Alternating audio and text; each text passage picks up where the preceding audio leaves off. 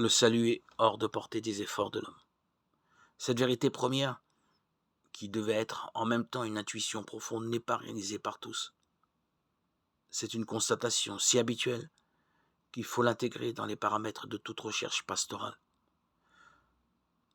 Le désir du salut divin et l'incapacité dans laquelle l'humanité se trouve pour y parvenir par ses propres moyens se trouvent masqués par de multiples genres de sécurité humaine. Les biens de toutes sortes, les idéologies, les techniques, la satisfaction affective ou tout bonnement une bonne conscience motivée par l'accomplissement d'une loi. L'interprétation luthérienne trouve son origine dans cette constatation. Aussi bien apparaît-elle intellectuellement assez séduisante. Le discours sur la montagne nous place devant un certain nombre de préceptes impossibles à assumer. Il met l'homme au pied de la tour Eiffel et lui dit « Déplace-la avec tes seuls bras ». Il n'est pas étonnant que l'on appelle parfois cette interprétation la théorie du précepte impossible. Jésus édicte une loi. Elle est irréalisable. Il le sait. Pour comprendre cela, il faut considérer l'enseignement de Paul concernant la loi, singulièrement dans l'épître aux Romains. C'est la loi qui donne la connaissance du péché. Romains 3,20. La loi est intervenue pour qu'abondât la transgression. Romains 4,20. Dans cette perspective, la loi n'est pas donnée pour conduire au salut. Elle ne fait qu'éveiller à la conscience du péché.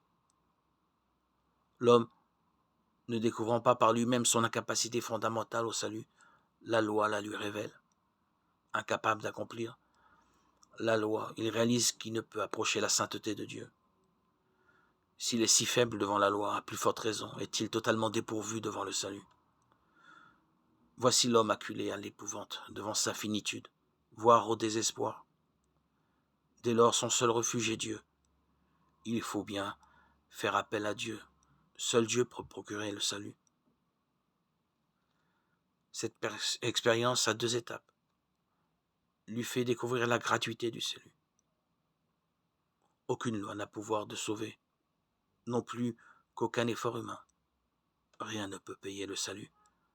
Dieu le donne, c'est tout. Encore faut-il pour l'accueillir que l'homme en ressente le besoin. Le discours sur la montagne ne serait donc qu'une pédagogie du salut. Mais cette loi, un homme, un seul, l'a pleinement accomplie. Jésus. Elle apparaîtrait alors comme son affaire.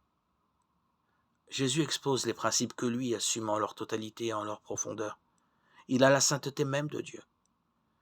Et le mérite qu'il a ainsi acquis, il nous l'applique et nous l'impute à justice.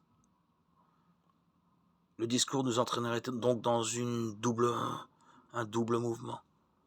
La révélation et l'acceptation de notre incapacité radicale au salut. L'application et l'accueil des mérites de Jésus qui a accompli la loi de sainteté. Nous disons de cette interprétation qu'elle a un aspect séduisant. En effet, le sérieux de l'exigence de Jésus n'est pas niable. Le salut, c'est participer à la sainteté de Dieu, à la joie de Dieu.